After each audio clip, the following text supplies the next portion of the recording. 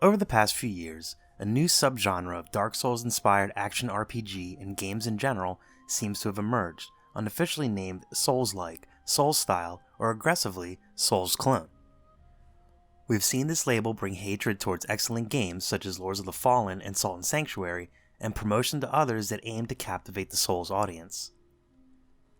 While there's no question in our mind that inspiration and love of games makes for certain characteristics of some games to bleed over the creations of developers worldwide, we're currently taking exception to the characterization of Nioh as a Souls clone.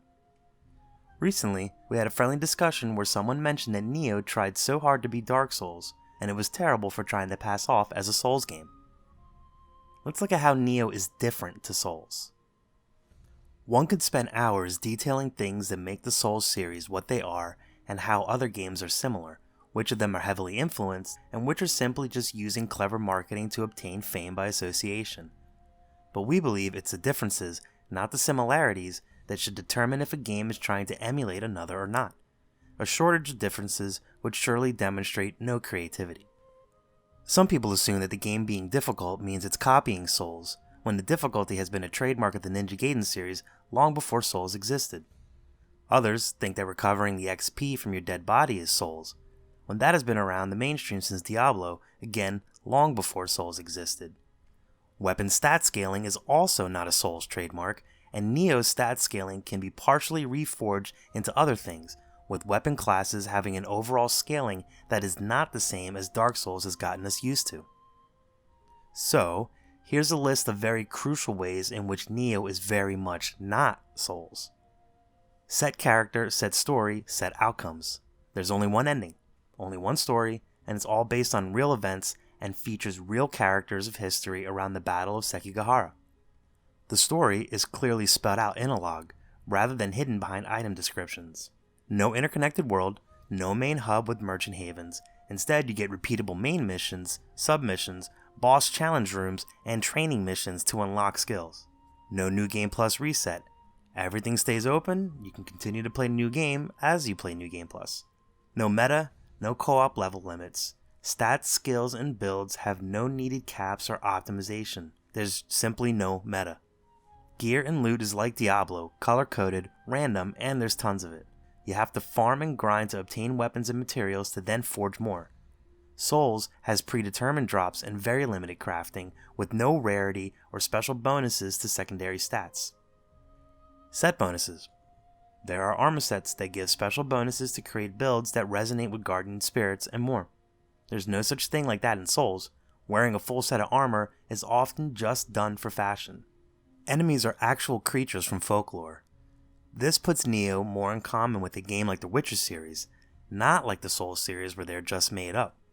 This makes them more interesting to us in general, as the imagination and folklore of real cultures makes for more interesting stories than what a dev team can come up with. Skills and skill points for character development and combos. The fact that skills even exist for your weapons and that you have to use skill points makes this a completely different experience from Souls. You must perform combos and select skills for your weapons, including adding a special guardian spirit that grants protection and special attacks. Combat is very fast-paced. Nioh's combat is quick, similar to Bloodborne, but with blocking in mind. Ki can be recovered by smart execution of ki pulses, making combat much more fluid and faster than Dark Souls, and making stamina management considerably different. Enemies are also faster and can perform similar skills to the ones you use. Ranged combat. Taking out enemies from distance is actually viable. You can one-shot enemies with an arrow to the head, and you can use your cannon to make boss fights quicker. Some armor sets have bonuses to ranged attacks and ammo preservation. Souls games have repeatedly failed magic and range users in the past installments. Boss design. Bosses in Nioh are made for fast dashes and reflexes, and they feature ranged and close range attacks to counter your different approaches. This differs from Dark Souls' more offense first, less reactive boss design. Collectibles. Nioh features collectibles through kodamas and hot springs that the Souls series doesn't have. Finding both of these gives you in-game bonuses beyond the trophies you get for collecting them. This list could go on, but the short version is, There's so much that makes Nioh so different from Dark Souls that it deserves to stand on its own and not be labeled as a clone. We've played the Ninja Gaiden titles extensively, and we're familiar with Team Ninja's work product.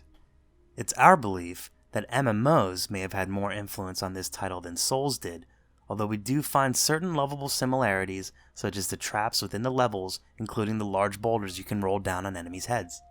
But the core of the game, the combat and gameplay of Nioh, and its setting, feels so entirely different that we don't think you can make direct comparisons. Rather than a brother or son, Nioh is Dark Souls' fourth cousin removed. What do you think? More differences to highlight? Share your thoughts with us, and be sure to give us a like and subscribe for more videos.